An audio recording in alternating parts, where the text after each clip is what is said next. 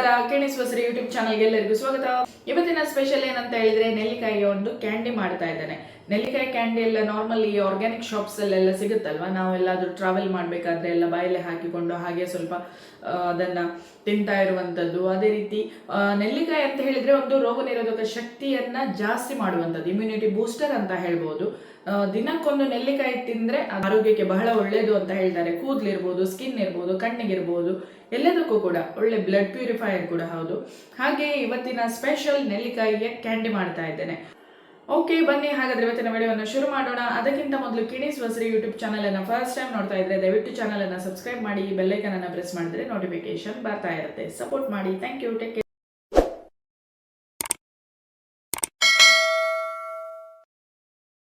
Friends, ನೆಲ್ಲಿಕಾಯಿಯ candy ಇಲ್ಲ ಲೇಹ ಕೂಡ ಮಾಡ್ಬೋದು, ಎರಡನ್ನು ಕೂಡ ಮಾಡಿ ತೋರಿಸ್ತಾ ಇದ್ದೇನೆ.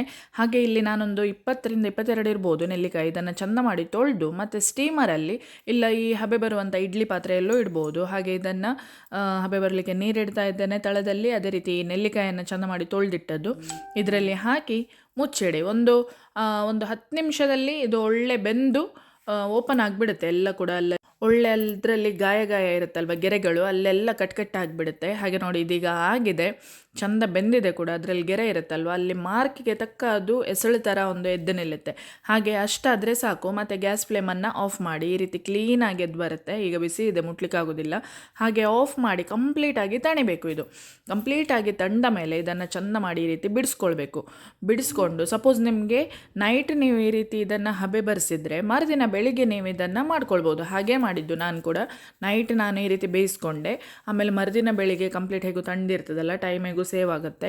ಅದಕ್ಕೋಸ್ಕರ ಇದನ್ನೀಗ ಇಲ್ಲಿ ಚಂದ ಬಿಡಿಸಿ ಎಲ್ಲವನ್ನು ಕೂಡ ಮಿಕ್ಸಿ ಜಾರಲ್ಲಿ ಹಾಕಿ, ನೀರು ಹಾಕಲಿಕ್ಕಿಲ್ಲ ಮಾತ್ರ, ನೀರು ಮುಟ್ಟಿಸದೇ ಇದ್ದರೆ ಒಳ್ಳೆಯದು. ಸಪೋಸ್ ಎಲ್ಲಾದರೂ ಮಿಕ್ಸಿ ಜಾರ್ ಕೆಲವ್ರದ್ದು ತಿರುಗುದಿಲ್ಲ ಅಂತ ಆದರೆ 1-2-3 ಸ್ಪೂನಷ್ಟು ನೀರನ್ನು ಹಾಕ್ಕೊಳ್ಳಿ.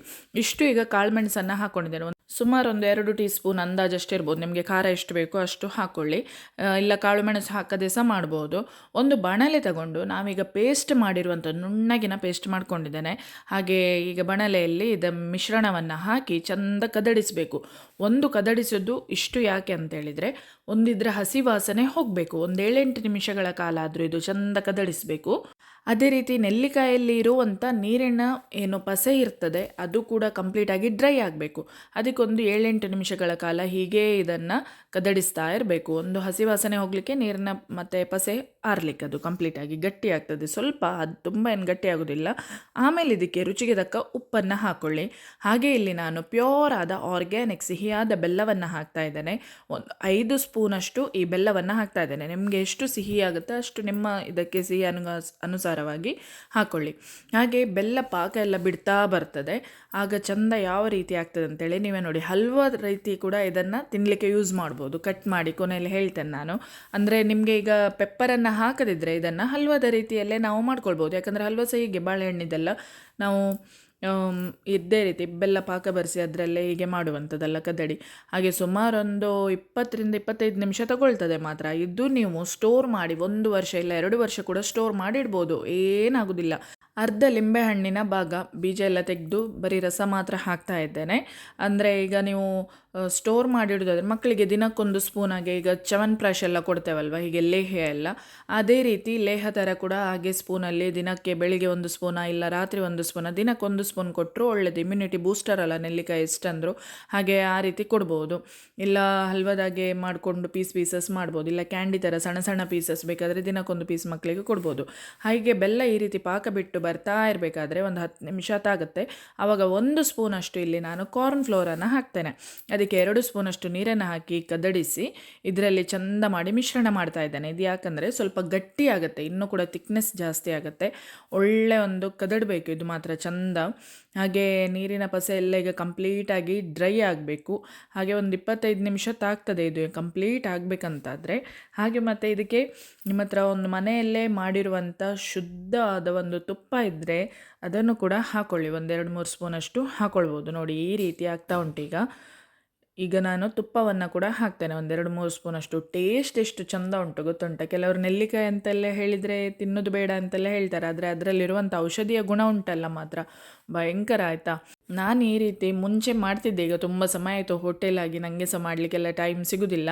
ಹಾಗೆ ಮತ್ತೆ ನೆನಪಾಯಿತು ಒಮ್ಮೆ ಮಾಡಿ ರೆಸಿಪಿಯನ್ನು ನಿಮ್ಮ ಜೊತೆ ಶೇರ್ ಮಾಡೋಣ ಅಂಥೇಳಿ. ಹಾಗೆ ಮಕ್ಕಳಿಗೆ ಡೈಲಿ 1 ಸ್ಪೂನಷ್ಟು ನಾನು ಇದನ್ನು ಬೆಳಿಗ್ಗೆ ಅವರು ಎದ್ದ ತಕ್ಷಣ ಹೀಗೆ ಖಾಲಿ ಹೊಟ್ಟೆಯಲ್ಲಿ ಕೊಡ್ತೇನೆ. ಕೆಲವೊಮ್ಮೆ ನೆನಪಿಲ್ಲದಿದ್ದರೆ ಮತ್ತೆ ರಾತ್ರಿ 1 ಸ್ಪೂನ್ ಕೊಡ್ತೇನೆ. ಅಂತೂ ದಿನಕ್ಕೆ 1 ಸ್ಪೂನಷ್ಟು ಅವರಿಗೆ ಖಂಡಿತವಾಗಿಯೂ ಕೊಡ್ತೇನೆ ಇದನ್ನು.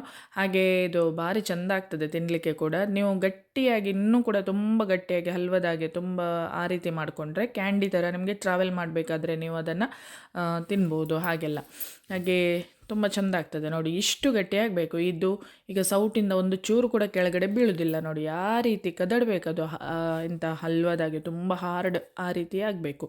ಹಾಗೆ ಈಗ ಇದೀಗ ಆಗ್ತಾ ಇದೆ, ಇನ್ನೊಂದು 5 ನಿಮಿಷ. ಮತ್ತು ಇದನ್ನು ನಾವು ತಟ್ಟೆಗೆ 1 ಸ್ಪೂನಷ್ಟು ತುಪ್ಪವನ್ನು ಸವರಿ ಅದರಲ್ಲಿ ಹಾಕ್ಕೊಳ್ತೇನೆ. ಸ್ವಲ್ಪ ನಾನು ಈ ಸಣ್ಣ ಪ್ಲೇಟಲ್ಲಿ ಹಾಕ್ತಾ ಇದ್ದೇನೆ. ಸ್ವಲ್ಪ ಮಿಕ್ಕಿದ್ದನ್ನು ಲೇಹ್ಯ ಥರ ಯೂಸ್ ಮಾಡ್ಕೊಳ್ತಾ ಇದ್ದೇನೆ. ನಿಮಗೆ ಬೆಟ್ಟದ ನೆಲ್ಲಿಕಾಯಿ ಸಿಕ್ಕಿದರೆ ಅದರದ್ದು ಮಾಡಿ, ಭಾರಿ ಆರೋಗ್ಯಕ್ಕೆ ಒಳ್ಳೆಯದು ಅದು ಕೂಡ. ಇಲ್ಲಾಂದರೆ ಈ ದೊಡ್ಡ ದೊಡ್ಡ ನೆಲ್ಲಿಕಾಯಿ ಇವಾಗ ಬರ್ತಾ ಇದೆ, ಅದು ಸಹ ಮಾಡ್ಕೊಳ್ಬೋದು.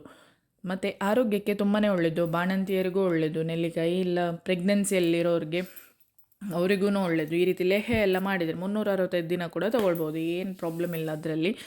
ಅದೇ ರೀತಿ ಕೂದಲಿಗಿರ್ಬೋದು, ಸ್ಕಿನ್, ಕಣ್ಣಿಗೆ ಎಲ್ಲದಕ್ಕೂ ಕೂಡ ತುಂಬಾ ಒಳ್ಳೆಯದು.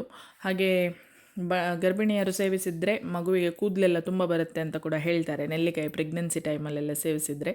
ಮತ್ತು ಬಾಯಲ್ಲಿ ಮೌತಲ್ಲಿ ಸರಿಸಿದ್ರೆ ನೆಲ್ಲಿಕಾಯನ್ನು ತಿಂದರೆ ಒಳ್ಳೆಯದು ಅಂತ ಕೂಡ ಹೇಳ್ತಾರೆ. ಹಾಗೆ ಈಗ ತಟ್ಟೆಯಲ್ಲಿ ನಾನು ಸ್ವಲ್ಪ ತುಪ್ಪ ಸವರಿ ಅದಕ್ಕೆ ಹಾಕ್ತಾ ಇದ್ದೇನೆ. ತುಂಬ ದಿನಗಳಿಂದ ಅಂದ್ಕೊಳ್ಳೋದು ವಿಡಿಯೋ ಏನಾದರೂ ಒಂದು ಶೇರ್ ಮಾಡಬೇಕು ಅಂಥೇಳಿ. ಹಾಗೆ ಏನಾದರೂ ಅಂದರೆ ತುಂಬ ಟೈಮ್ ತೊಗೊಳ್ತದೆ, ಎಡಿಟಿಂಗ್ ಒಂದು ಟೈಮ್ ತೊಗೊಳ್ತದೆ, ಮತ್ತು ವಿಡಿಯೋ ಮಾಡಲಿಕ್ಕೂ ಅಷ್ಟೇ. ಸುಮಾರು ರೆಸಿಪಿಗಳನ್ನು ನಾನು ಆಲ್ರೆಡಿ ನಿಮ್ಮ ಜೊತೆ ಶೇರ್ ಮಾಡಿದ್ದೇನೆ ಕೂಡ. ಹಾಗೆ ಈಗ ನೋಡಿ ಈ ರೀತಿ ತಟ್ಟೆಯಲ್ಲಿ ಚೆಂದ ಮಾಡಿ ಇದನ್ನು ಸವರಿದ ಮೇಲೆ ಒಂದು ಕಂಪ್ಲೀಟಾಗಿ ತಣಿಬೇಕು. 1 ಗಂಟೆ ಆದರೂ ಹಿಡಿತದೆ ಇದು ತಣಿಲಿಕ್ಕೆ. ಕಂಪ್ಲೀಟಾಗಿ ತಂಡ ಮೇಲೆ ಈ ರೀತಿ ಇರ್ತದೆ. ಅದನ್ನೀಗ ಕಟ್ ಮಾಡ್ಕೊಳ್ತಾ ಇದ್ದೇನೆ. ಸಣ್ಣ ಸಣ್ಣ ಪೀಸಸ್ ಮಾಡಿದರೆ ಡೈಲಿ ಒಂದೊಂದು ಕ್ಯಾಂಡಿ ಥರ ತಿನ್ಕೊಳ್ಬೋದು. ಹಾಗೆ ಈ ರೀತಿ ಆಗಿದೆ ಈಗ ನೋಡಿ. ಹೀಗೆ ಇಷ್ಟು ಹಾರ್ಡ್ ಆಗಬೇಕು. ಈ ನಮ್ಮ ಸಾಟೆಲ್ಲ ಮಾಡ್ತಾರೆ, ಎಂತ ಹೇಳ್ತಾರೆ, ಮಾಂಬಳ ಅದೆಲ್ಲ ಹೇಳ್ತಾರಲ್ವ, ಸ್ವಲ್ಪ ಆ ರೀತಿ ಎಲ್ಲ ಆಗುತ್ತೆ.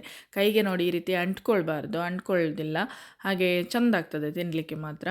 ಮಕ್ಕಳು ಫಸ್ಟ್ ಕೇಳಲಿಕ್ಕಿಲ್ಲ, ಮತ್ತು ತಿಂತಾರೆ ಆಯಿತಾ.